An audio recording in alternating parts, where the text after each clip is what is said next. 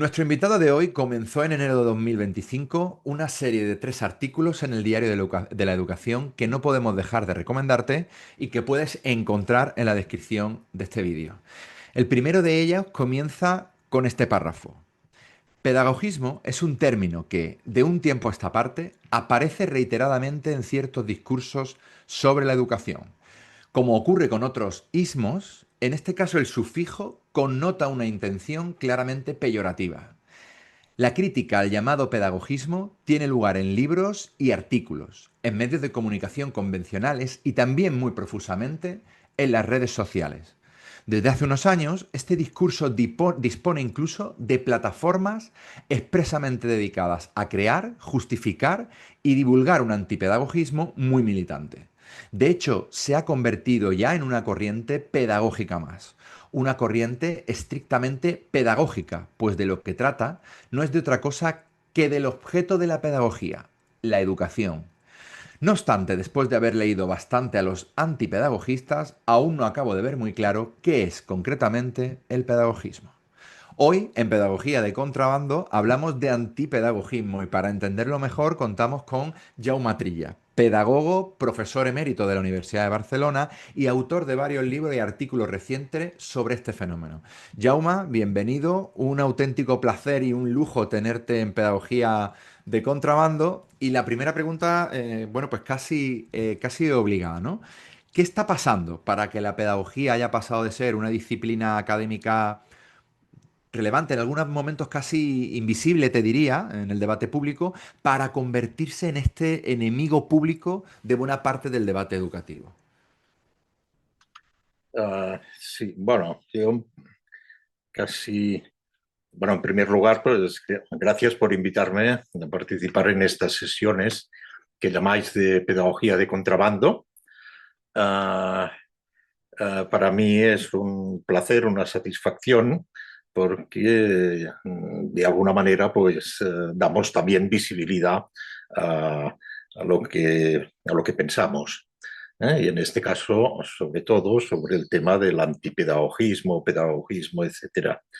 Es posible que esta relevancia que estamos dando en este momento y que yo di con aquellos 3 artículos sea menor de la que realmente es. ¿Eh? Es decir, este sector que se autodenominan antipedagogistas y que cuestionan eso que ellos mismos llaman pedagogismo, pues es posible que no sea un sector muy amplio del profesorado, sobre todo de secundaria. ¿Eh? Lo que ocurre es que es un sector del profesorado pues, que es muy activo, muy militante, Muy eso es ruidoso, claro, muy ruidoso en las redes sociales, sobre todo, y también en determinadas plataformas como has citado ahora mismo, ¿no? Ah,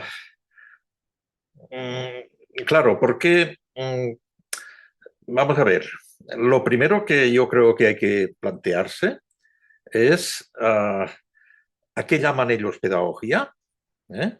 Y a qué llaman ellos pedagogismo. Incluso antes que eso, uh, ¿cómo se dio el cambio? Claro, los mismos autores que ahora están hablando de pedagogismo y despotricando contra eso que ellos llaman pedagogismo, antes lo hacían directamente, despotricaban directamente con la pedagogía. ¿Eh? Contra la pedagogía en general, contra la pedagogía toda y contra los pedagogos. ¿Eh? Pero, ¿qué entendían ellos por pedagogos y por pedagogía? Tú ya sabes, porque eres del gremio, pues que hay muchas maneras de entender y practicar la pedagogía. ¿Eh? claro. Pero yo me voy a referir a los 2 conceptos de pedagogía que que entrarían posiblemente en este debate. El primero es un concepto de pedagogía que yo llamaría restringido, restrictivo, ¿eh? Que sería los pedagogos, pues seríamos tú y yo y todas aquellas personas pues, que han realizado unos estudios que culminan en unos títulos que llevan en su denominación pues, la palabra pedagogía. Esos serían los actuales graduados en pedagogía, o como yo, ya soy muy antiguo en este sentido, que mi título es licenciado en Filosofía y Letras. Esta es la carrera que yo cursé, paréntesis, especialidad Pedagogía. Si cuando hablan de los pedagogos y de, y de la pedagogía se están refiriendo a este colectivo, que no es un colectivo muy numeroso, se equivocan radicalmente en el poder que nos atribuyen. Claro, esta es Nosotros la no famosa somos conspiración, ¿no? los creadores del discurso pedagógico dominante, ni quienes hemos influido de forma determinante en el diseño de las políticas educativas, etcétera. Digamos que ojalá fuera así, pero la realidad no es esa. ¿Eh? E incluso podríamos justificarlo mediante datos. Yo no sé si ha habido, yo creo que no, ningún ministro de educación que sea pedagogo en este sentido restringido. ¿Eh? Yo tampoco recuerdo. Yo creo que no. Y al menos en Catalunya, consellers o conselleres d'ensenyament o d'educació tampoco ha habido, creo, ninguna. Ha habido algunos altos cargos, pero no muchos tampoco. Es decir, que si contamos las personas que han incidido de forma importante y determinante en el discurso sobre la educación y en las políticas educativas, pues seguramente tendrían más peso otras especialidades, otras disciplinas. Ni siquiera, Jaume, fíjate, porque esto también se dice mucho, ¿no? Los que hacen las leyes, ni siquiera las personas relevantes encargadas de hacer las leyes últimas que yo recuerdo han tenido que ver con la pedagogía. Sí, a lo No, mejor con psicología, por ejemplo, que me parece que ha estado como más presente, pero no con la pedagogía, ¿verdad? no, no, no. Si contásemos, pues habría sido más determinante el discurso seguramente psicológico, como tú dices, la LOCSE, por ejemplo, la famosa LOCSE, contra la que despotrican constantemente los antipedagogistas, pues no es obra de los pedagogos en este sentido restrictivo. Han tenido más influencia seguramente psicólogos, sociólogos, economistas, personas del mundo de las ciencias políticas en general, uh, y probablemente pues profesorado uh, de secundaria, de primaria, etcétera, etcétera. No digo eso en sentido crítico, sino esto es un hecho. ¿Eh? Uh, Esto es una manera de entender la pedagogía, lo que es pedagogía, a lo que llamamos pedagogía y pedagogos. Otro, que es el que a mí me gusta, que sería en un sentido mucho más amplio, es decir, pedagogo es todo aquel que, digamos, que es capaz de elaborar discursos sobre la educación, venga de donde venga. ¿Eh? Y sobre todo discurso normativo, con propuestas, etcétera. ¿Eh? Que yo creo que es como se ha entendido tradicionalmente y históricamente.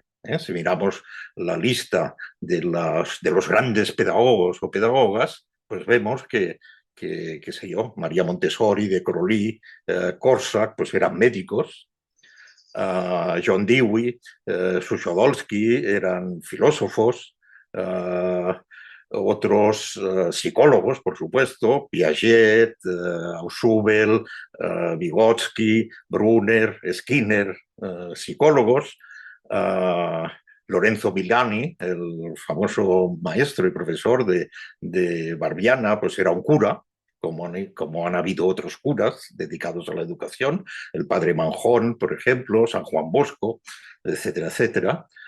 Muchos grandes pedagogos venían del ejercicio docente práctico real, eran maestros como Piaget, como Freinet, perdón, que sé yo, Makarenko, Kerstensteiner, etcétera. ¿Eh? Esos son, digamos, grandes pedagogos de la historia. ¿Eh? Y han sido considerados grandes pedagogos de la historia independientemente de la disciplina que cultivaran anteriormente. Freire era abogado, estudió derecho. ¿Eh? Uh, bueno, A mí me gusta considerar que la pedagogía es eso, es la elaboración del discurso educativo potente, fundamentado, experienciado, etcétera. ¿Mm?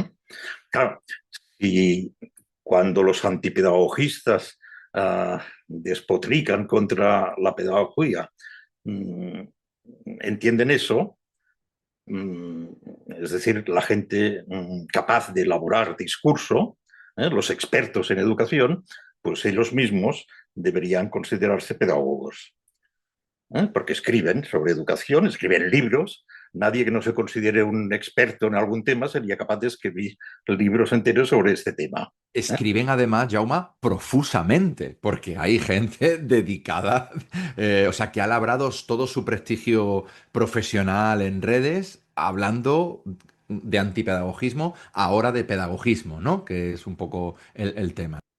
Claro, es decir, que hablan mal de los expertos en educación, pero ellos mismos lo son. ¿Eh? Expertos en educación y creadores de un discurso pedagógico que a lo mejor a mí no me gusta, pero que no tengo por qué considerar como no pedagógico. ¿Eh?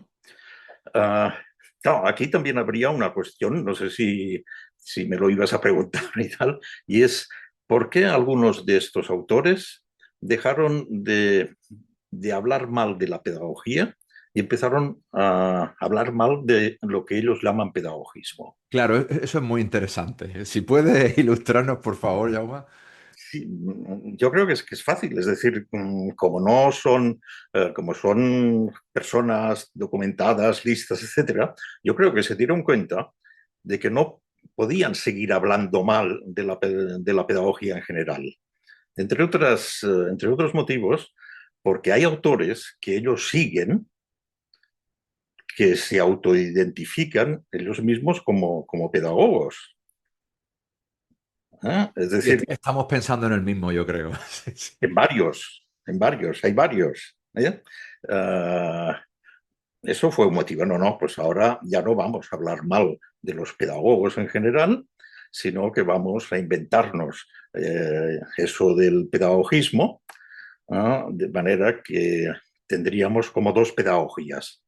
Claro, de alguna manera, Jaume, lo que tú planteas, si yo te entiendo, es que, claro, legitima su discurso que ellos digan, no, no, no es toda la pedagogía, es solo una parte de la pedagogía que es el pedagogismo. Pero esto del pedagogismo tiene unas raíces concretas también, ¿no? Que ellos adoptan, ¿o no? Esto es el término, digo, en general. Sí, pero vamos a ver. Bueno, mi teoría, que ya estaba un poco implícita en aquellos artículos que después he desarrollado un poco más, es que eso del pedagogismo no existe. Es decir, es una creación conceptual de los antipedagogistas, pero no hay nadie que se declare pedagogista. Es decir, yo hago el símil del titiritero y su títire. Es decir, los antipedagogistas serían el titiritero que crea un títire. A este títire le ponen por nombre pedagogista o pedagogismo, ponen en boca de su títere una serie de sandeces y de tonterías y entonces se dedican a regañar a su títere. Yo creo que esta es la estrategia, porque además casi nunca los antipedagogistas uh, mm, citan concretamente a alguien que haya dicho las sandeces que ellos les atribuyen. Ujú. Oye, ¿Tú conoces a alguien que hable mal de la memoria? no, no, claro, claro. Eso te iba eso te iba a preguntar, porque me parece que hay como una serie de rasgos, ¿no? Muy claro en esto que tú dices que atribuyen al títere, ¿no? Entonces, un poco, igual, sobre todo pensando en gente que no esté muy familiarizado en el debate en redes, que nos cuente un poco cuáles son esos rasgos que atribuyen al pedagogismo, ¿no? ¿Cuáles son esas cosas? Y, grosso modo, porque son muchas, ¿no? Eh, Sí, mira, yo en los artículos lo, hablaba de unos rasgos, de unas características generales, ¿eh? Que son bastante compartidas, por todos estos autores. Y luego hablaba también de unas fobias y de unas filias que también son compartidas por casi todos. Uno de los rasgos generales es la visión catastrofista del presente de la educación, ¿eh? Una visión casi apocalíptica. Ninguno de estos rasgos o filias y fobias yo me lo he inventado, todo lo he documentado. Es Ujú. decir, si yo digo que realmente tienen esta visión catastrofista, es porque la tienen. ¿Eh? Solo hay que darse una Podría vuelta por citar, redes. podría citar artículos suyos, Claro. intervenciones en las redes, etcétera, que dicen literalmente pues, que el estado actual del sistema educativo es catastrófico, es un desastre, es un fracaso total, que la cosa no funciona. ¿Eh? No estoy exagerando. Estamos casi al borde del apocalipsis educativo, según su discurso.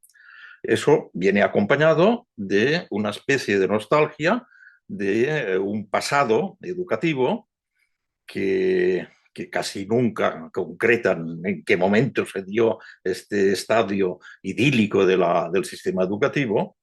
Claro, y eso es el núcleo básico del pensamiento reaccionario. Es decir, todo va mal, lo que hemos de hacer es parar y volver atrás, recuperar los valores que se han perdido, recuperar la cultura del esfuerzo, recuperar la autoridad que antes supuestamente se atribuía al profesorado, etcétera. Esto es el pensamiento reaccionario. Por eso, Fíjate que a mí me llama mucho la atención en línea de este rasgo que señala, que incluso quieren recuperar cosas que tú dices, pero ¿esto cuándo se ha ido? O sea, que queremos recuperar la clase magistral y tú dices, ¿hola? ¿Desde cuándo se ha ido la clase magistral, no? exactamente, o eso que decíamos, la cultura del esfuerzo. Pero ¿cuándo funcionaba esa cultura del esfuerzo en el sistema educativo? Al menos cuando yo hacía el bachillerato y la primaria y tal, no existía eso tampoco de la cultura del esfuerzo. Hay un autor catalán que yo publiqué también en el diario de la educación en catalán, unos artículos, es Josep Pla. Josep Pla tiene un libro precioso, de memorias, de su paso, de los años en que estuvo residiendo en Girona, interno en un colegio religioso y estudiando el bachillerato en el Instituto de Girona. Y entonces explica con mucha gracia cómo el mayor esfuerzo que hacían era el esfuerzo por lograr la manera de esforzarse lo menos posible.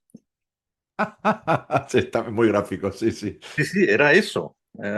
Dice, de lo que más aprendimos era hacer chuletas para copiar en los exámenes, sin necesidad de entender nada de lo que estábamos aprendiendo, etcétera, etcétera.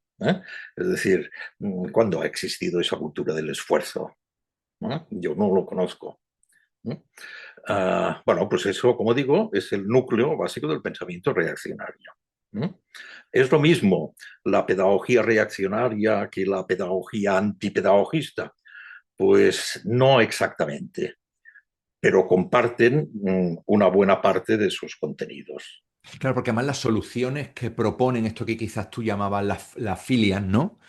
Sí que son muy coincidentes, ¿no? Un poco en estas dos pedagogías, ¿no? Un Sí, poco. sí, sí, sí, sí, exacto. Coinciden, pero bueno, pero es verdad que hay un cierto pensamiento reaccionario en educación que no es antipedagogista, que no es ni ha sido nunca antipedagogista y en cambio es absolutamente reaccionario. Podríamos poner ejemplos de algunos grupos religiosos, etcétera, etcétera, que seguramente conocemos. Mm. Y también puede haber algún autor antipedagogista, pues que tampoco es reaccionario. al menos que no es reaccionario en otros ámbitos de la vida, ¿eh? En lo político. Es decir, que no coinciden del todo, pero yo diría, no sé, por poner alguna cifra, en un 80% los contenidos son un poco los mismos. Es decir, comparten las fobias y la mayor parte de fobias y filias de las que podemos hablar. Bueno, este sería un rasgo general. ¿eh? El, el catastrofismo del presente y la idealización de un pasado que no se sabe cuándo existió este pasado. Otro rasgo bastante general es que este núcleo antipedagogista procede sobre todo de la secundaria. No exclusivamente, por supuesto. Hay profesores de primaria que también comparten este discurso, pero la mayoría vienen de secundaria. Eso es muy fácil viendo sus credenciales. Y eso tampoco significa que la mayor parte del profesorado de secundaria coincida con este discurso reaccionario y mucho menos. Pero es muy interesante porque justo te estaba escuchando y pensaba en el programa que tuvimos con Juan Manuel Escudero, que hablábamos un poco, no sé si lo viste, fue el primer programa, hablábamos un poco del famoso máster de secundaria, ¿no? De profesorado de secundaria. Entonces, aprovechando esto que tú dices, sí que te quería preguntar, ¿tú a qué atribuyes que la mayor parte creo que lo he explicado muy claro. No quiere decir que todo el mundo, todo el profesorado de secundaria sea antipedagógico, pero sí que hay un porcentaje lo suficientemente amplio como para que sea una característica que llame la atención. ¿A qué lo atribuyes tú, Jauma? Bueno, eso es un poco complejo, ¿eh? Yo creo que ahí pueden haber varias causas o varios orígenes de este hecho. ¿eh? Vamos a ver, uno es que, a diferencia de lo que ocurre con el profesorado de primaria, el profesorado de secundaria, muchos profesores de secundaria, no se consideran prioritariamente profesores de secundario o profesores o educadores o maestros. Ellos se consideran, en primer lugar, o filósofos, o matemáticos, o biólogos, o filólogos, o músicos, o lo que sea. ¿eh? Su identidad disciplinar, incluso profesional y tal, ellos consideran que es esta. Un maestro, un profesor de primaria, cuando entra en los estudios de magisterio, pues sabe que va a ser maestro y quiere ser maestro. Quiere ser, además, por extensión, también educador. ¿Mm? Totalmente de acuerdo. A mí me parece que es una cosa clave, sí. En el caso del profesorado de secundaria, bueno, eso incluso se puede comprobar en las credenciales que ellos mismos se atribuyen. ¿eh? Muchos dicen filósofo y profesor de filosofía, o escritor y profesor de bachillerato, de secundaria, etcétera. Bueno, eso es así. Además, otro rasgo muy general es que en general consideran que, que para enseñar lo principal y casi la condición exclusiva para enseñar bien es saber mucho de aquello que han de enseñar. ¿eh? Y por tanto, defienden su ámbito, su asignatura, su propia disciplina, uh, y entienden eso. Es decir, que para enseñar matemáticas, lo principal es saber muchas matemáticas, cuanto más mejor. Y que lo demás, lo de saber enseñar matemáticas, eso ya se dará por añadidura. Ya lo adquirirán un poco. Y por eso pues, han sido tan beligerantes en contra del famoso máster. mm, Claro, llevo un rato hablando contigo y el guión que teníamos preparado salta por los aires, pero porque claro, sí, va sacando tantas cosas que no puedo evitar. Porque sí. claro, aquí esto que me estás contando ahora y que estoy totalmente de acuerdo, me resuena mucho con una parte que quería abordar también contigo, que es la manera en la que se dirigen muchas veces en el debate contra la pedagogía, ¿no? Pues lleno de esto de que la pedagogía es pseudociencia, los pedagogos, que no pisamos aula, que no, toda esta cosa que yo ahora justo con lo que tú decías lo conectaba con su identidad. Claro, de alguna manera hay que justificar que no necesitan de conocimientos pedagógicos para poder trabajar en educación. Pues la manera es desacreditarla, ¿no? Totalmente. Entonces, no sé si tú también conectas por ahí o lo ves de otra manera o... No, no, no, no, yo creo que es así. Claro, y además con esta estrategia que tienen de atribuir a su títere unas cuantas tonterías, los andeses, dicen es que los pedagogos desprecian el conocimiento. Y yo tampoco conozco a nadie que sea capaz de defender la sandez de que para enseñar el teorema de Pitágoras no hay que saber el teorema No, de Pitágoras. totalmente. De hecho, fíjate, muchas veces yo Nadie puede siento que decir una nosotros tontería como defendemos esa. los dos ámbitos, o sea, el conocimiento, Exactamente, mientras que ellos, como tú bien decías, solamente defienden uno, ¿no? exactamente. Nosotros, vamos, pero estos son todo, esos son hechos. Es decir, claro, para enseñar bien matemáticas tienes que saber matemáticas, ¿eh? Pero también tienes que saber enseñar matemáticas, porque digamos que el gran conocimiento de la materia no asegura que sepas transmitir esta materia o una parte de esta materia que tú conoces y además que sepas transmitirlo en unas condiciones muy determinadas.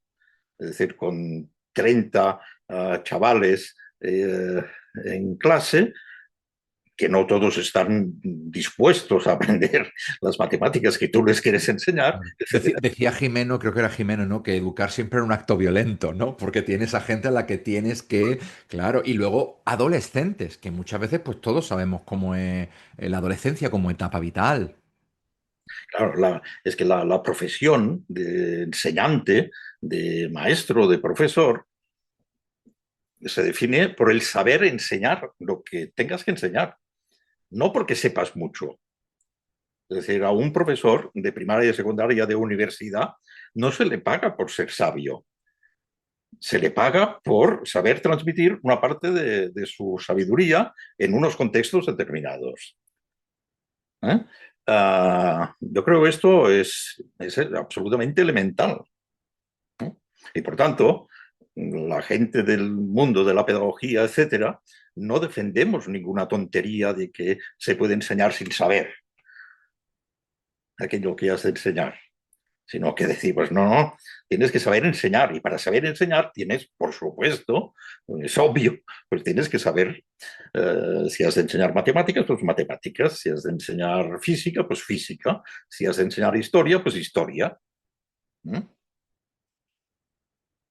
Claro, sí, fíjate, pensaba en lo que me he quedado un poco ahí pensando en lo que me estabas contando, porque antes tú me decías, bueno, estamos hablando de los rasgos, ¿no? De las filias, de todo esto, ¿no? Antes me decías que no se plega totalmente la pedagogía reaccionaria con este antipedagogismo, ¿no? Que coincide, pero que no se plega. Y yo lo estaba pensando en clave política. Ahora mientras te escuchaba, porque creo que en uno de tus artículos, corrígeme si me equivoco, ya, me dices que el antipedagogía es plural. Pero sin embargo, todas estas propuestas que hacen sí que coinciden con una visión muy conservadora de la educación. Antes estábamos hablando de la cultura del esfuerzo. Ahora, entonces, ¿hasta qué punto te parece a ti que hay... Te lo digo porque yo sostengo que en la izquierda tenemos un problema porque se da muy frecuentemente que tú puedas ser de ideología muy de izquierda en lo político, por ejemplo, pero muy conservador en lo educativo. Entonces, ¿cómo ves tú esto en el antipedagogismo? Sí, vamos a ver. Yo no diría conservador, yo diría reaccionario, ¿eh? Porque vamos a ver, el conservador, el pensamiento conservador, es no toquemos nada porque ya estamos bien, no vayamos a estropearlo. ¿Eh? El- digamos que el pensamiento conservador no quiere cambiar, porque no es crítico con lo que hay. ¿Eh? Ya le está bien como estamos, Por tanto, no hagamos muchas innovaciones, no cambiemos y tal, porque lo vamos a estropear. El pensamiento reaccionario es crítico con la realidad. ¿Eh? Qué buen qué buen Como matiz. el pensamiento progresista es crítico con la realidad. Lo que pasa es que el progresismo es crítico con la realidad, con la actualidad, pero mirando hacia adelante, hacia el futuro. El pensamiento reaccionario es crítico también con la actualidad, pero, pero mirando hacia atrás. Uh, la dimensión política. Es verdad que el pensamiento reaccionario en educación y el antipedagogismo es, yo diría, ideológica y políticamente plural. Es verdad. Hay personas que se autodefinen como marxistas, otros que son uh, de derechas, uh, de... De mucha derecha. Seguramente encontraríamos representantes de todo el arco político normal. ¿Mm? Porque, aunque aparentemente podamos verlo como una contradicción, es posible sostener posiciones reaccionarias en educación, ¿eh? Y en otros ámbitos de la vida, de la realidad y tal, pues no ser reaccionario, ni mucho menos. Es decir, ser políticamente, en el sentido estricto de la política, pues de izquierdas, ¿eh? A nivel social lo mismo, a nivel moral lo mismo, es decir, seguro que hay autores que están dentro de esta corriente antipedagogista, pues que ven bien la despenalización de la interrupción voluntaria del embarazo, es decir, que en temas morales, etcétera, pues defienden posiciones progresistas, de izquierdas, etcétera. Yo no veo que necesariamente haya una contradicción ahí, porque mira, la naturaleza humana es así. Es decir, somos muy plurales y tenemos muchas capas, y en una cosa pensamos eso, etcétera, etcétera. Es decir, no veo una contradicción. Y eso es un hecho, ¿eh? Que es así. ¿Eh? Con los artículos, algunos se me enfadaron mucho hasta el punto de falsear lo que yo decía en los artículos y tal, diciendo que yo había dicho que fulano era un fascista. Exactamente, claro. La palabra fascista, ni ningún derivado de fascista, pues salía en los artículos. Pero ya llamativo que se identifiquen así. Algunos, claro, ya. Y que se enfadaban y tal por cosas que yo no dije. Otro decía que yo había dicho que él era de Vox. Me han dicho que Sin no. embargo, fíjate, ahora que tú citas lo de Vox, ¿no? Yo recuerdo alguna vez hemos tuiteado, hemos puesto propuestas que hacían en parlamentos, ¿no? Creo que en este caso era el Parlamento catalán, pero no me acuerdo, diputados de Vox, y claro, las propuestas son totalmente coincidentes con las propuestas que hace, digamos, esta pedagogía, esta postura antipedagógica, ¿no? Entonces, claro, a veces no sé si es que es transversal esta nostalgia del orden, la disciplina, de estos rasgos que tú nos dabas, si eso tiene un componente transversal en todas las ideologías, ¿no? Que tiene que ver con secos del superviviente, no lo sé, la verdad que me parece un fenómeno muy complejo y muy interesante.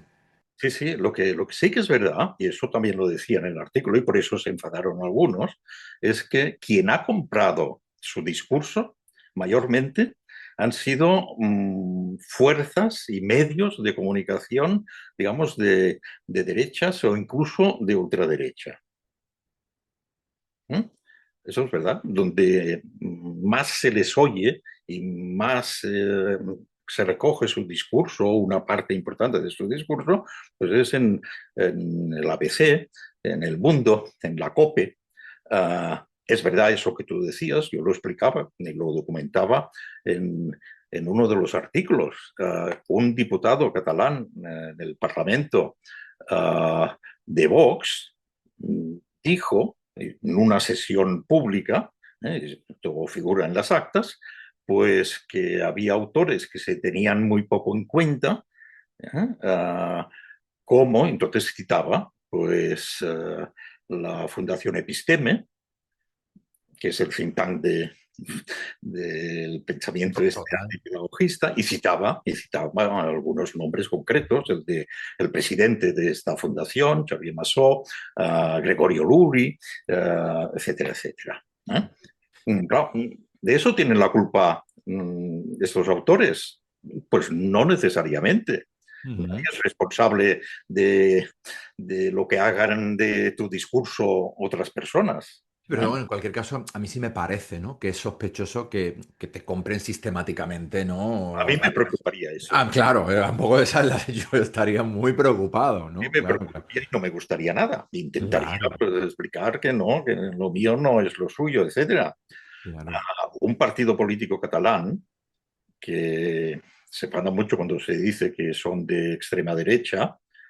ah, yo analicé los contenidos educativos de su programa electoral de las últimas elecciones y coincidía con frases literales, etcétera, con el discurso ese reaccionario y antipedagogista, con frases literales. Después me enteré que uno de los ideólogos es profesor de secundaria, y seguramente le encargaron, mira, redacta 3 páginas sobre nuestra propuesta educativa.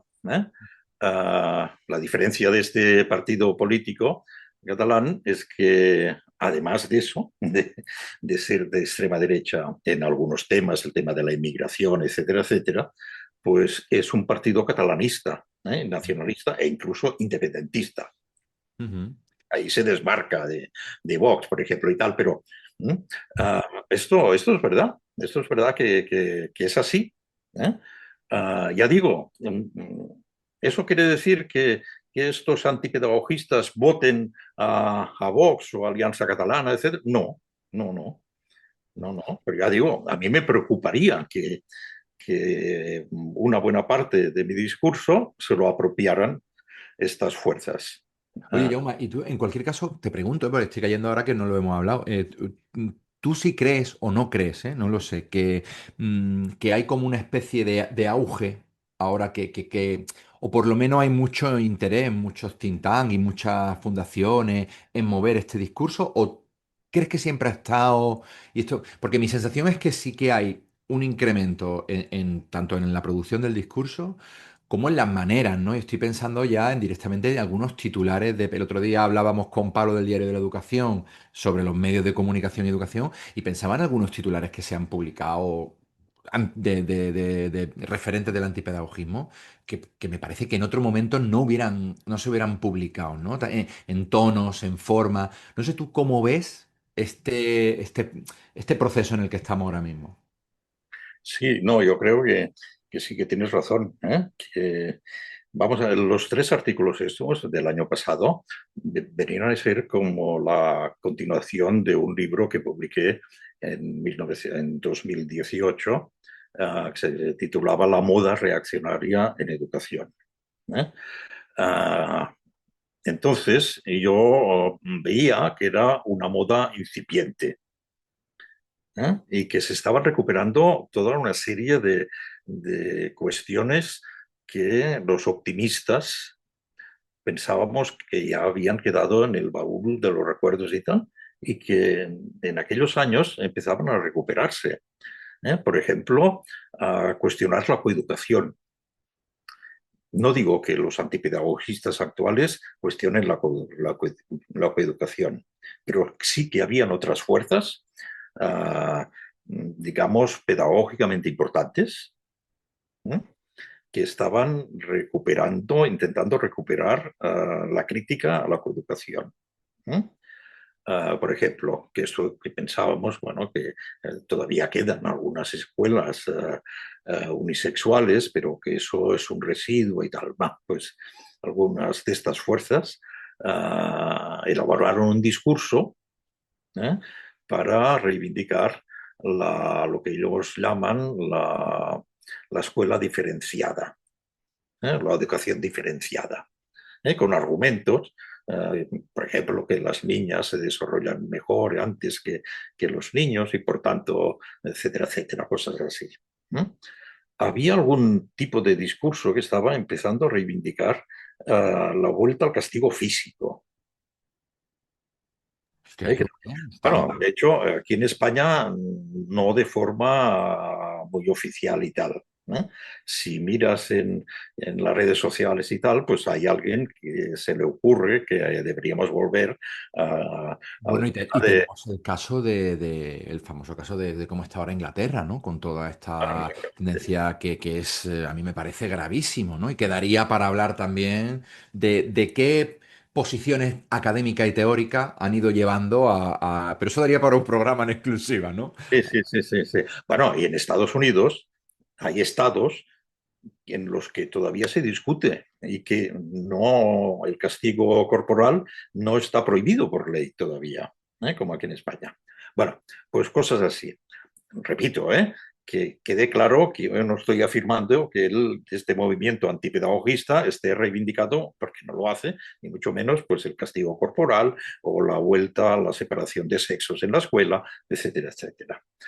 Pero junto con eso, que parece que había atisbos de una cierta recuperación de todo eso que nos parecía que ya estaba sepultado y tal, pues había también las fobias y filias del movimiento actual antipedagogista, de volver a los contenidos, de nada de competencias, etcétera, etcétera.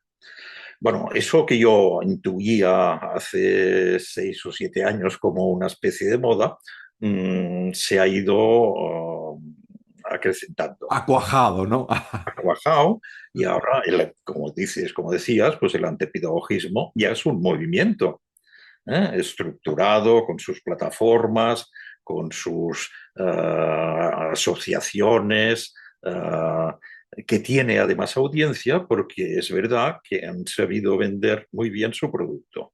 Eso también habría que analizar, porque es así.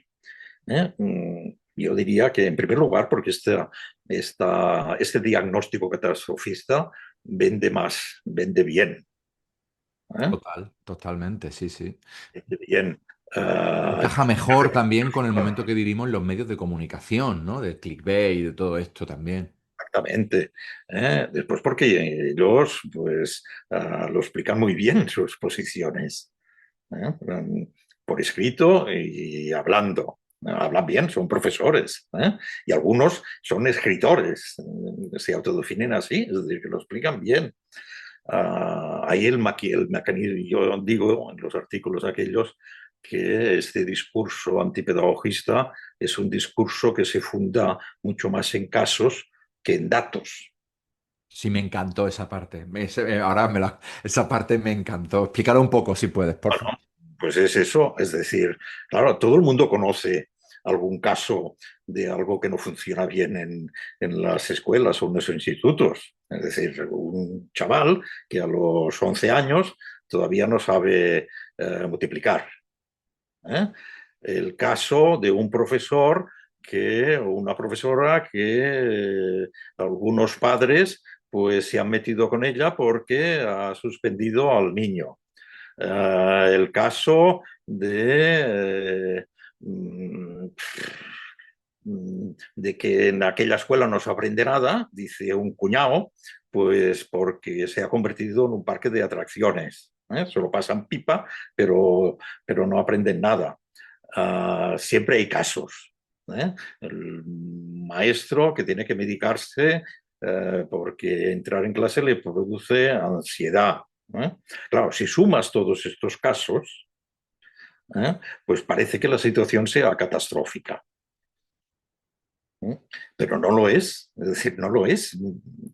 Todos sabemos que no es así. Claro, tú te refieres, aunque pueda haber casos de ese tipo, no Claro que representan sí, la cotidianeidad, ¿no? Que para eso están exactamente. los datos. Claro. Exactamente. Esto nos.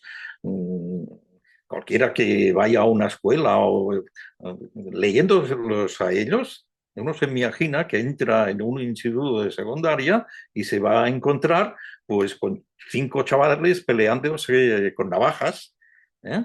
a, a un grupo de maestras que están llorando porque no se atreven a entrar en sus aulas, a un alumno que insulta a un profesor que no sé qué. Claro, todo eso no es verdad. Todo eso no es verdad. No es, hay problemas y problemas graves, ¿eh? En la enseñanza y en el sistema educativo, pero no estamos en esta catástrofe y tal. Hay problemas graves. Hoy, aquí en Cataluña, los maestros y los profesores de primaria y secundaria están de huelga. Desde aquí aprovechamos para mandarle todo nuestro apoyo, ¿verdad? A los compañeros y Exactamente. compañeras que están... Y van a estar de huelga toda la semana. Mm. ¿Eh? Para ver si la Consellería acepta renegociar, etcétera, etcétera. ¿Eh? Pero digamos, mira, eso me parece muy interesante, esto que decían, ¿no? De que de alguna manera realmente su discurso argumentan bien y además encaja muy bien, porque yo creo que muchas veces desde la pedagogía el problema que tenemos es que el discurso muchas veces es contraintuitivo. O sea, porque choca con esos casos puntuales que tú ves y que anidan muy fuerte en tu experiencia. Entonces, sí que me gustaría que hiciéramos ahora un poco de autocrítica, ¿no? Porque yo muchas veces pienso también que, claro, también nosotros, o sea, ¿qué está haciendo la pedagogía crítica, la pedagogía, me gusta cada día menos progresista, pero bueno, pongamos pedagogía de corte más progresista, y especialmente la pedagogía crítica, que ni está ni se la espera muchas veces. Estamos siendo poco críticos con cuestiones que realmente no están funcionando y que preocupan al profesorado. Deberíamos estar, ¿no? Porque me parece que ese malestar, se habla mucho del malestar docente y vamos a hablar más después, es un caldo de cultivo fantástico para que aniden estos discursos antipedagógicos o como queramos llamarlo. ¿Tú cómo lo ves? ¿Cuál sería el papel de una pedagogía crítica para poder crear un discurso que cale en el profesorado y que ayude a construir otro tipo de identidades? Sí. Ah, bueno, yo siempre me he sentido bastante próximo a este movimiento de la pedagogía crítica. Lo que pasa es que últimamente me refiero a hace ya bastantes años, también he sido crítico con este discurso de la llamada pedagogía crítica. Y he sido crítico no tanto porque hayan abandonado la crítica, cuanto porque mm, desde hace un cierto tiempo, bastante tiempo, no ofrecen, digamos, novedades ah, mm, prácticas positivas. ¿Eh? Es decir, la pedagogía no solo tiene que explicar lo que va mal, sino tiene que proponer cómo tendría que ir mejor. ¿Eh? Es decir, a este nivel más normativo, más proyectivo, más de entrar en los métodos, en los sistemas educativos, en las técnicas y tal, yo creo que la pedagogía crítica se quedó en Paulo Freire. ¿Eh? Digamos, Básicamente. siempre es la referencia Sí, práctica, sí. metodológica, etcétera, que han usado. ¿Eh? Claro, yo soy un admirador absoluto de Paulo Freire, ¿eh? Ah, pero habría que buscar más referentes, ¿eh? Más referentes que los hay, Sí, sí, que los hay, totalmente, totalmente de acuerdo. que los hay, para que esta pedagogía crítica tenga realmente una proyección sobre la realidad, no solo a nivel crítico, sino a nivel de propuesta, ¿eh? De experiencias y tal, que es lo que han hecho las pedagogías anteriores siempre. ¿Eh? Es decir, Freinet, todo su movimiento. ah, mm, claro, pero después de eso, después de Freinet, de Freire, de Milani, de todas estas pedagogías tan interesantes, ¿hay más? ¿O nos estamos quedando sin referentes prácticos concretos? ¿Eh? Esta es una crítica que yo haría, ¿eh? A los autores de la llamada pedagogía crítica y tal. ¿Eh? Luego también yo supongo que vamos a ver, en los artículos decía que nos han ganado, este pensamiento redaccional nos ha ganado también en la crítica. ¿Eh? Porque es la crítica actualmente más vociferante. Es Estoy posible muy que de eso acuerdo, también se deba, se deba pues bueno, pues a que la izquierda pedagógica y tal, pues ha tenido poder también. ¿Eh? Claro, claro que sí. Y algunas leyes importantes de educación son obra de... ¿no? Cuando tú tienes el poder, pues la crítica se amortigua mucho, no vas a autocriticarte. ¿Eh? Y eso también es verdad. Claro, vamos a ver, la piedra de toque de estos planteamientos reaccionarios será cuando los vayan a aplicar, cuando se apliquen. Entonces volverá, digamos, la izquierda pues, a poder criticar en serio, etcétera, Claro. etcétera. Eso es, Pero fíjate, este punto que señala me parece crucial, Jaume, porque sí que yo de alguna manera también siento que el discurso antipedagógico se ha apoderado de la crítica pública, por decirlo de alguna manera, pero porque no se ha presentado al rival. Quiero decirte, claro. O sea, yo, por ejemplo, ¿no? Yo, en mi caso, yo soy muy crítico con toda la línea de reformas de leyes tecnocráticas que se han hecho, la hiperregulación curricular, que además tiene muy agobiado al profesorado, que hemos caminado justo hacia donde toda la pedagogía crítica dice que no hay que caminar. Pero hemos comprado el discurso de no, bueno, es que esta parece que como incluye, pues un poquito mejor en vez de dar el combate también, y ellos se han apoderado de este combate. No sé si me estoy... sí, Me sí, no, no, parece, me parece que deberíamos hacer crítica propia sobre este tema, ¿no? sí, sí, yo también, yo también. Es decir, yo en los artículos, en el último de los artículos, decía que hay que darles la razón en muchas cosas, en algunas cosas que cuestionan y tal. El tema de la burocracia, por supuesto. Que esto invade y dificulta la tarea del profesorado sin que tenga ningún rendimiento ni ningún efecto. ¿Eh? Ah, ah, la complejidad también de todos los nuevos diseños curriculares y todo eso. O sea, lo de las competencias yo creo que está muy bien. ¿Eh? Yo soy muy anticompetencia, de confesarlo Bueno, aquí. yo no, Pero, yo no. por lo menos como se han adaptado. Pero bien entendidas. Es decir, para mí, las competencias es aprender conocimientos y además aprender el sentido de estos conocimientos y saber aplicarlos y utilizarlos. Pues eso a mí me parece perfecto, porque las competencias garantizan los conocimientos. Eso que dicen que estamos en contra de los... Eso no es verdad. ¿Eh?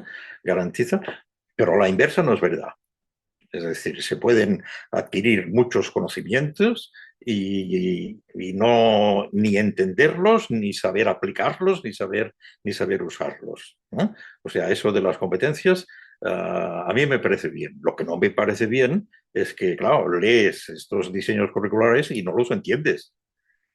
Tienes que hacer un cursillo para entender.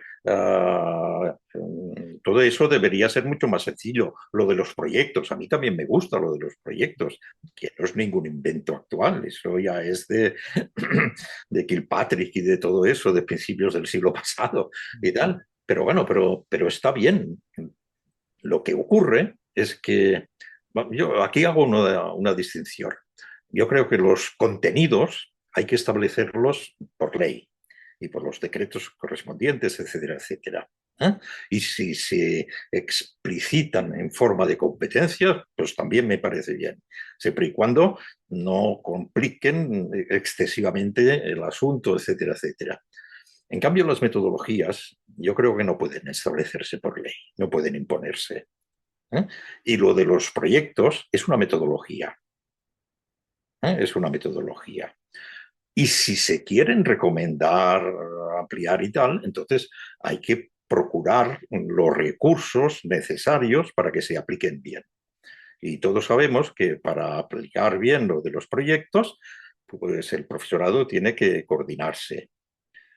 Ah, y para coordinarse, pues se Hace falta necesita tiempo. tiempo, hace falta poco alumno, claro. Yo es que muchas veces mi problema es, o sea, mi conflicto con esto es que mi sensación es que las últimas leyes para no dar esos recursos, para no combatir toda esta cuestión estructural, que es la que tú dices que permitiría que se pudiera trabajar de otra manera, pero que cuesta inversión, lo que se ha dado a cambio de eso, o sea, en lugar de hacer eso, lo que se ha dado es ingeniería curricular. Es decir, no, tú encajas la competencia de sus competencias en todo y con eso ya te apañas para trabajar, no mire usted, yo para trabajar bien por proyecto o con otra metodología necesito menos alumnos, necesito tiempo para coordinarme, necesito saber realmente qué es trabajar por... Es decir, sí que me parece que nosotros de alguna manera hemos sido poco críticos con esta ingeniería curricular, que es de lo que hablamos ahora mismo, ¿no? Seguramente, es verdad, seguramente es así, ¿eh? Y seguramente esta falta de crítica es porque todo eso lo han hecho, digamos, entre comillas, los nuestros. Claro, es que ha habido leyes que se han, lo que tú decías, ¿no? Que se han impulsado por gobiernos a priori progresistas. Entonces, claro, eso también hace un encaje regular en todo este mapa, ¿no? Bueno, mira, vamos a pasar a otra parte que creo que está muy bien, además que hayamos tenido aquí una sección importante de crítica, de autocrítica, que es el tema de redes sociales, ¿no? Porque a mí me parece que, pues como todo en la vida que vivimos, esto se magnifica por el factor de redes sociales, ¿no? Nosotros en el colectivo hace tiempo que hablamos lo llamamos populismo docente, ¿no? Nos llamamos a este fenómeno de populismo docente. Y es agotador. O sea, tú pones cualquier tuit hablando de que el nivel baja, aunque sea un despropósito a todas luces, esto que tú ilustrabas antes de los casos, ¿no?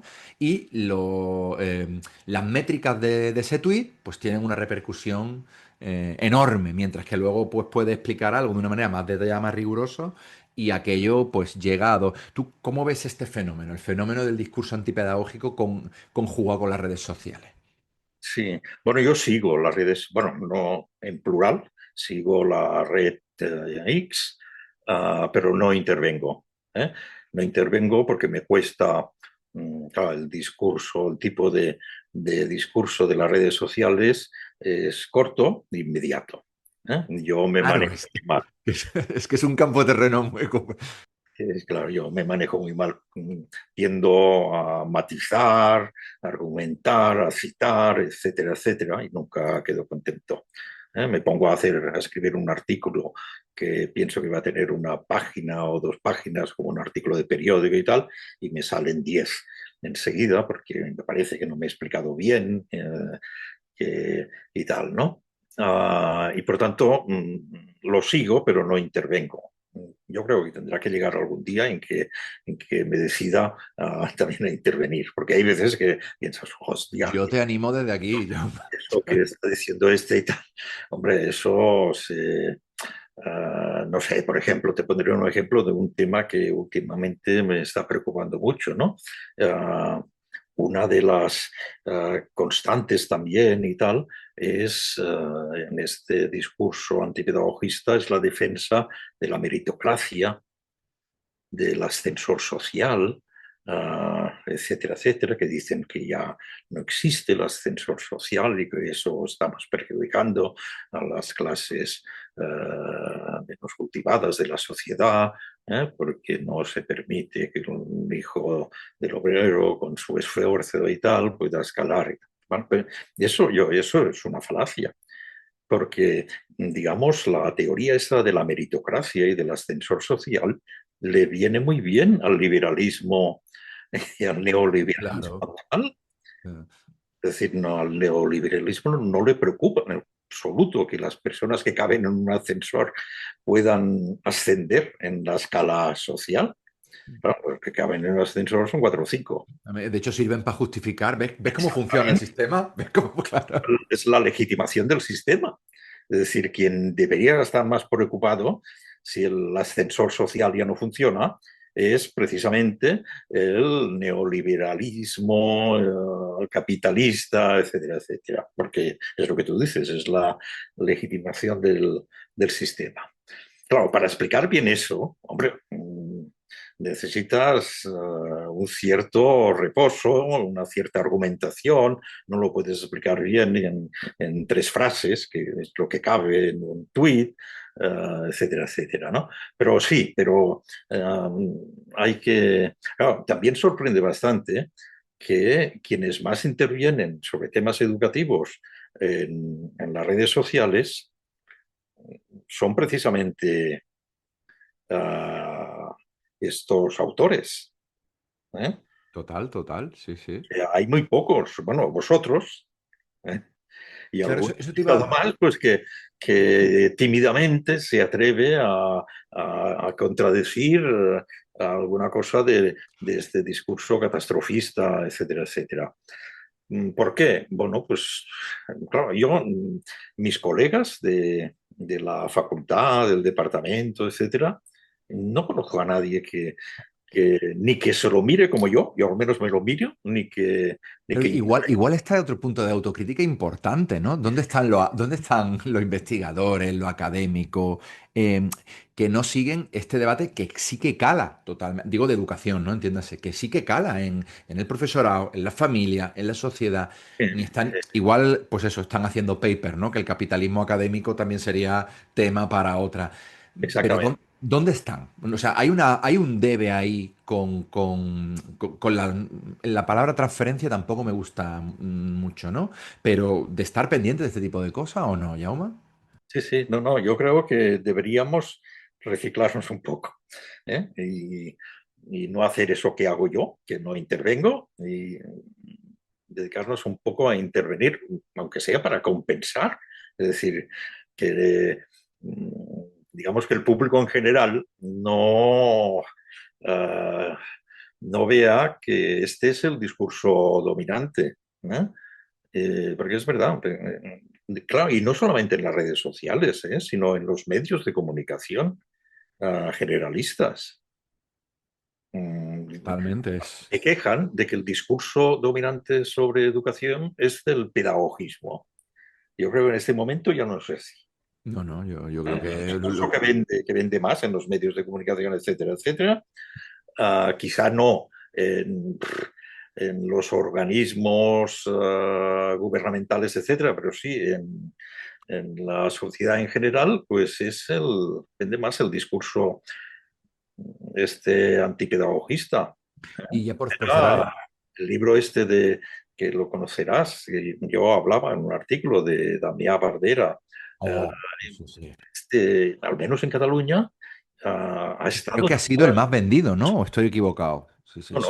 no, ha sido un bestseller, ¿eh? Y ha estado en Claro, todo. lo han paseado también lo que tú decías, ¿no? Por Sí, todos sí. los medios de comunicación, aunque pues simplemente por los titulares a mí me parezca que hay auténticas barbaridades, ¿no? En algunos de los titulares que se ha dicho, ¿no? Y invito a nuestra audiencia a que lo mire.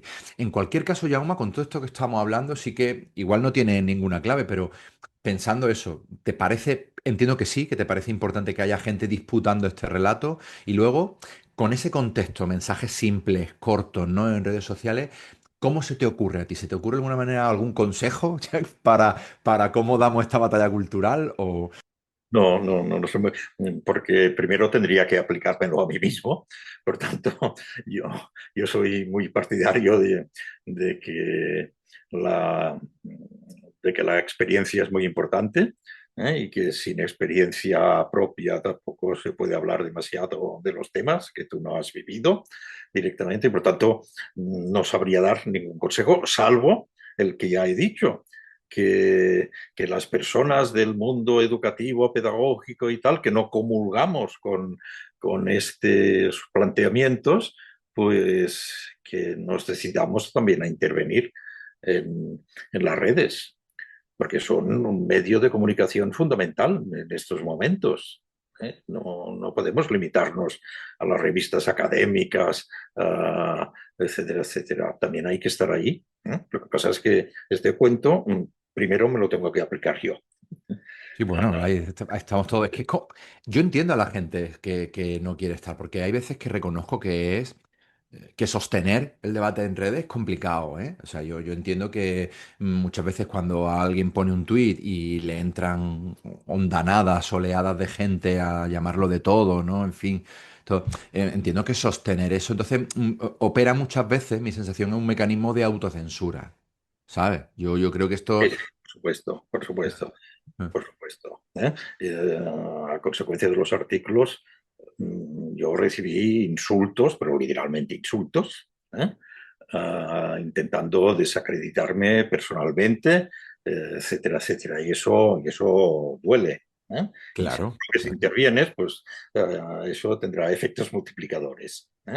Pero claro, tendríamos que quizás ser los primeros en mostrar que sobre estas cuestiones se puede debatir de una forma respetuosa y tal. Lo que pasa es que es difícil introducir estas formas respetuosas y tal en un medio de comunicación, pues que es tan propenso a desacreditar, a insultar, etcétera, etcétera. Pero bueno, Bueno, yo me quedo con esto que hablábamos, que yo sí que creo que es crucial, ¿no? La importancia, lo decías tú, de ofrecer otros discursos alternativos a la gente que lee, ¿no? Que ve las los debates en redes sociales, en este caso de educación, ¿no? Bueno, estamos llegando al final de esta charlilla, Jaume, y llegamos a la parte de lo que la sección que llamamos la pregunta incómoda de alienada, ¿vale? Que nuestra compañera alienada siempre en todas las entrevistas deja alguna pregunta incómoda. En este caso es sobre otra cuestión sobre la que tú tienes pues también largo recorrido, que es la cuestión que ha saltado a la palestra del famoso CREA, ¿no? Y las comunidades de aprendizaje y Ramón Flecha y todo esto que ya por los titulares pues estamos viendo qué ocurre, ¿no? Entonces, más que meternos en el caso en sí, que ya hay ríos de tintas que cualquiera puede ver, sí que a nosotros nos parece interesante que tú, que en primera persona has tenido relación con esto, nos cuentes si para ti el caso de Ramón Flecha y las comunidades de aprendizaje del CREA son cosas diferentes. ¿Por qué? Nosotros, por ejemplo, en nuestro colectivo tenemos muchos compañeros y compañeras que trabajan en centros que son comunidades de aprendizaje.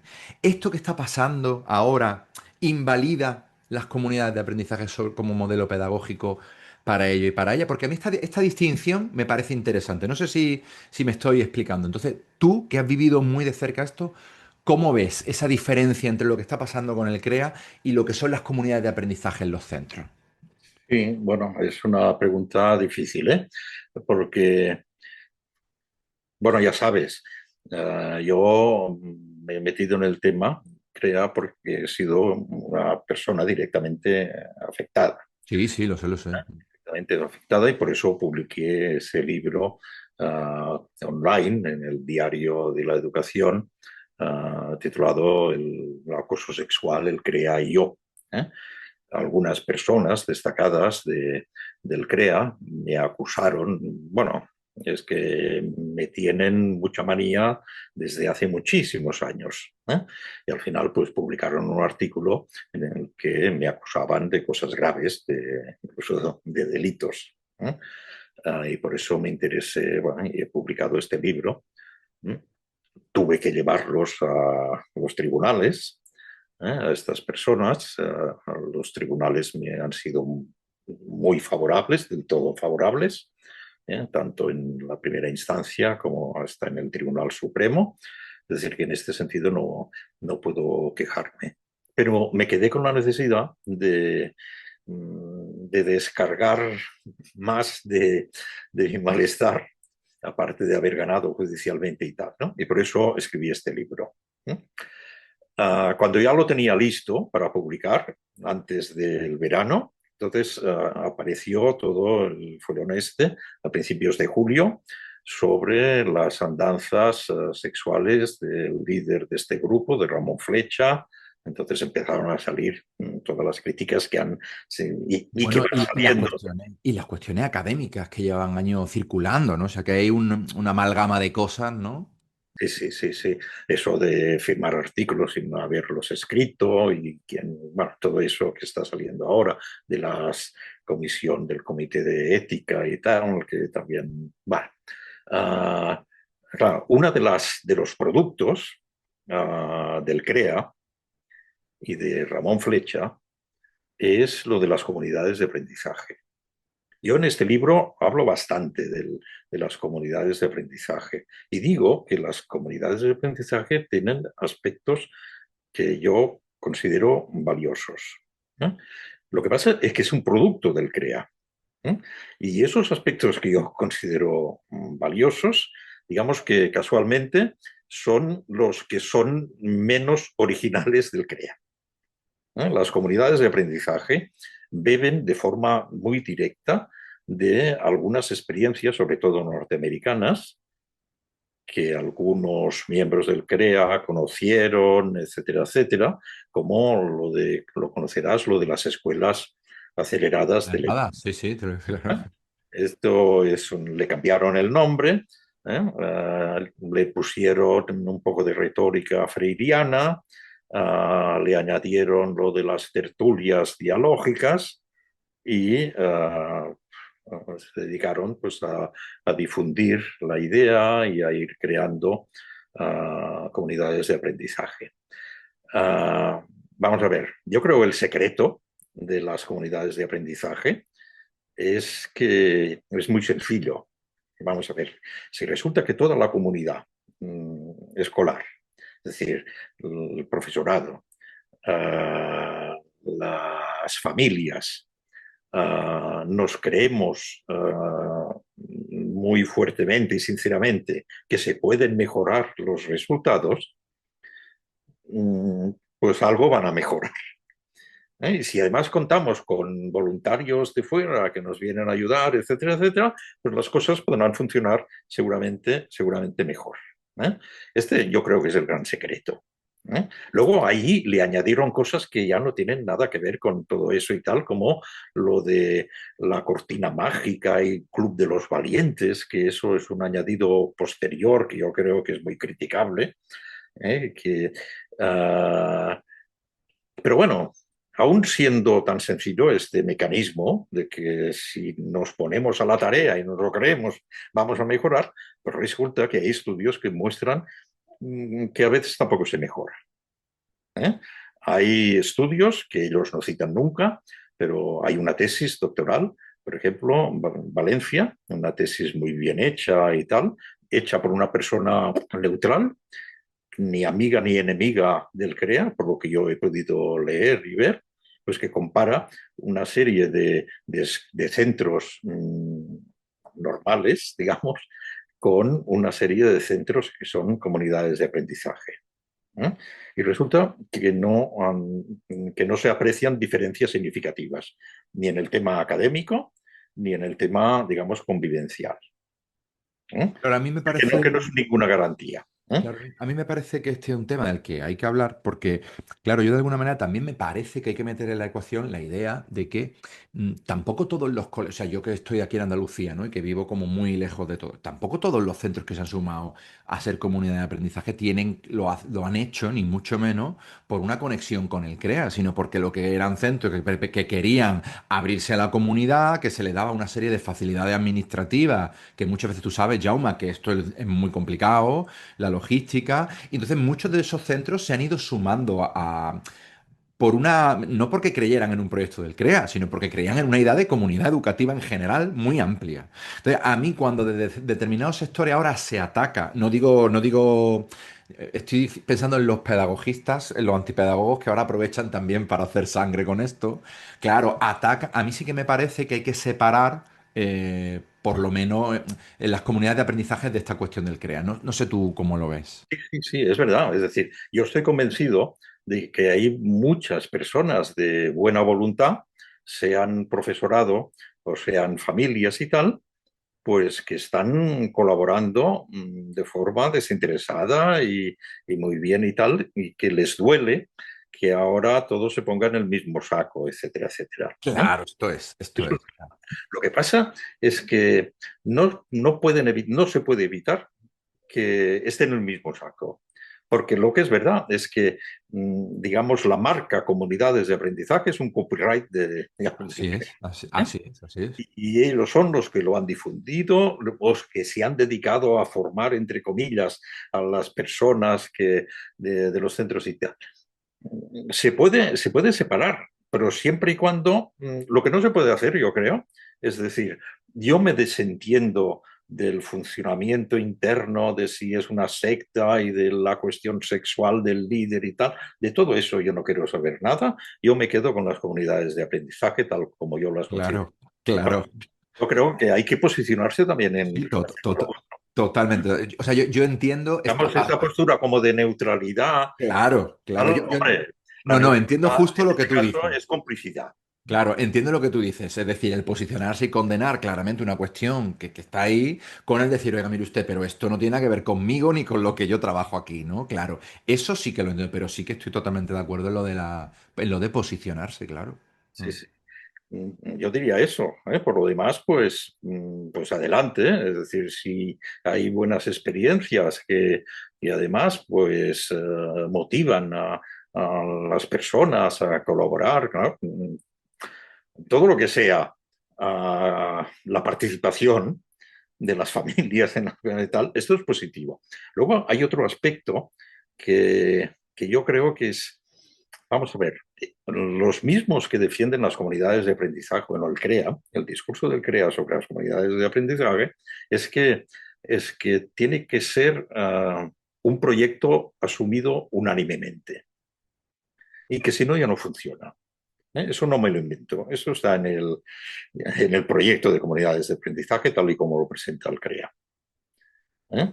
Claro, eso es una debilidad del proyecto, sobre todo para los centros públicos, porque un una escuela pública de primaria, que es donde lo aplican mayormente, yo creo que no lo aplican en secundaria porque aquí ya no se han atrevido tanto, pero es un centro ideológicamente plural, con, claro, que el profesorado tiene que ponerse de acuerdo y consensuar unos aspectos mínimos, etcétera, etcétera, porque tampoco es un reino de taifas una escuela, ni mucho menos, ¿eh? Es una comunidad.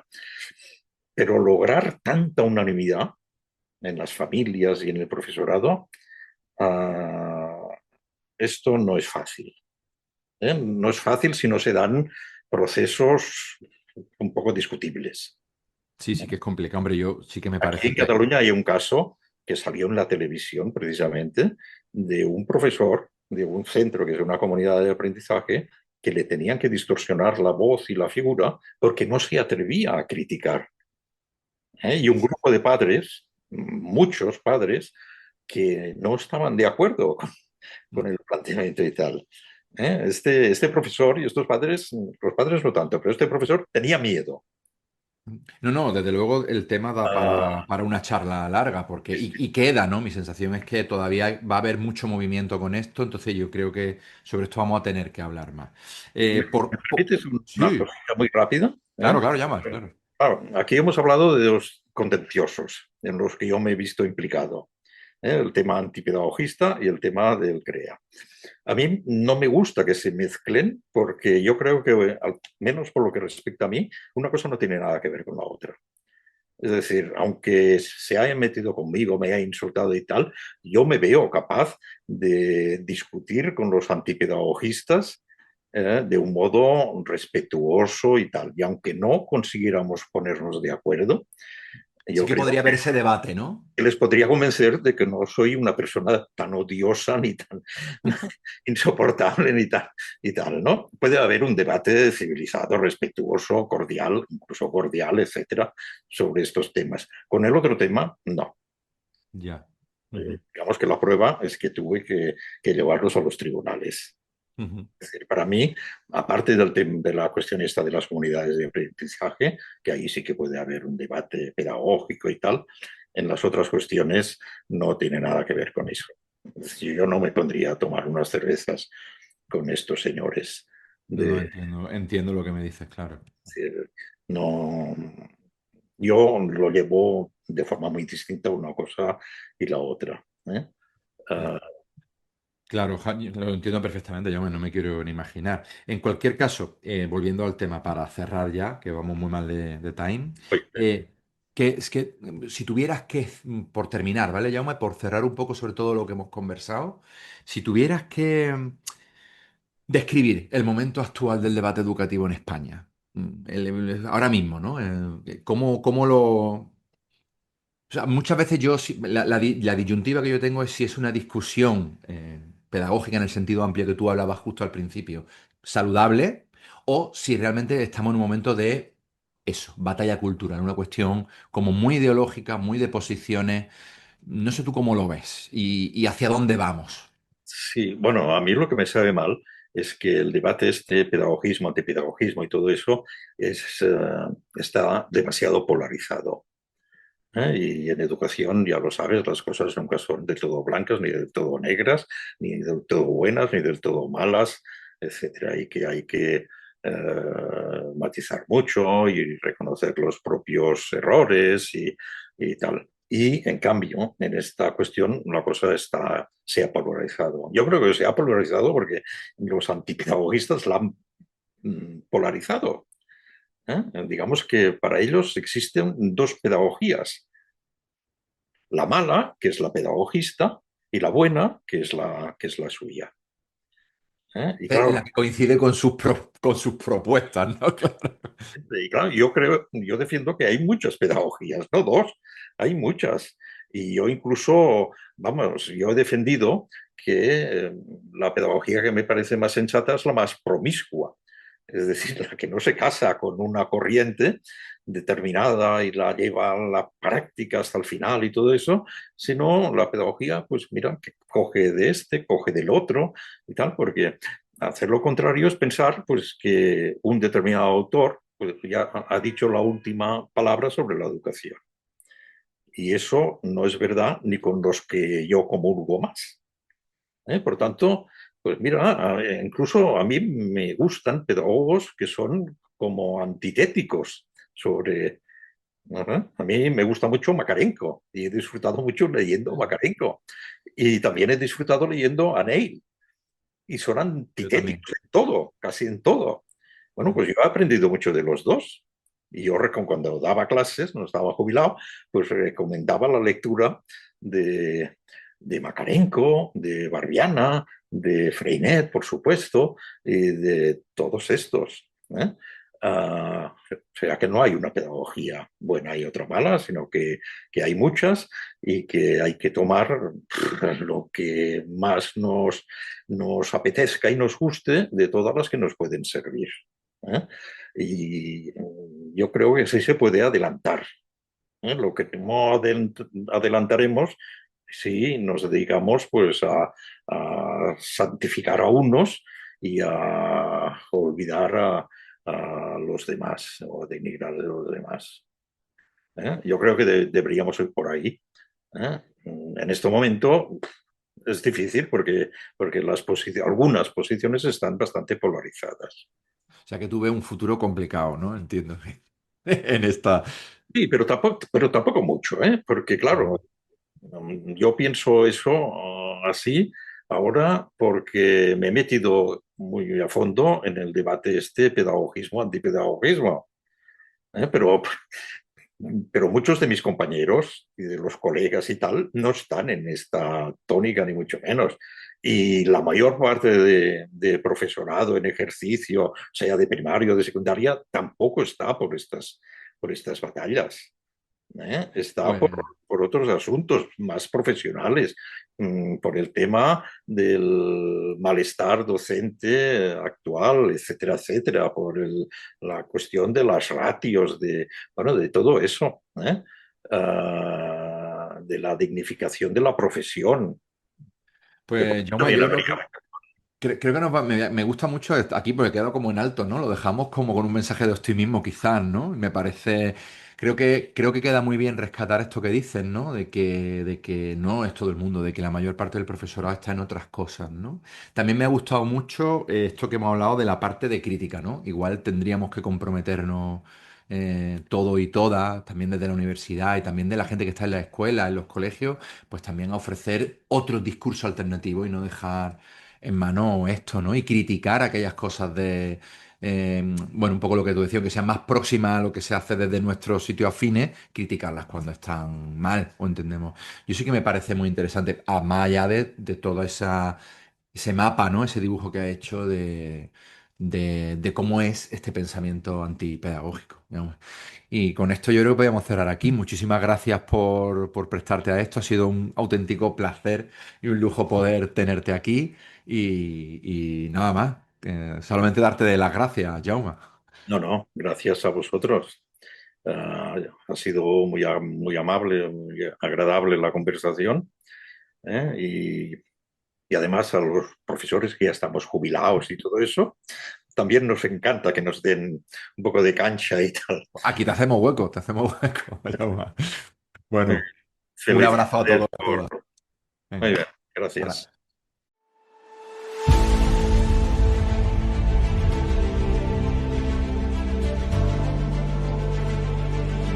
Nos dijeron que la educación no tiene ideología, que la pedagogía es solo método. Pero todo lo que ocurre en el aula, los discursos que vemos en las redes o en los medios, son formas de tomar partido en la batalla cultural educativa.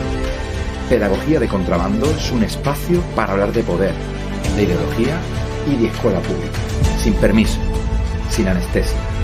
Porque cuando la pedagogía molesta, normalmente es que está diciendo algo que importa.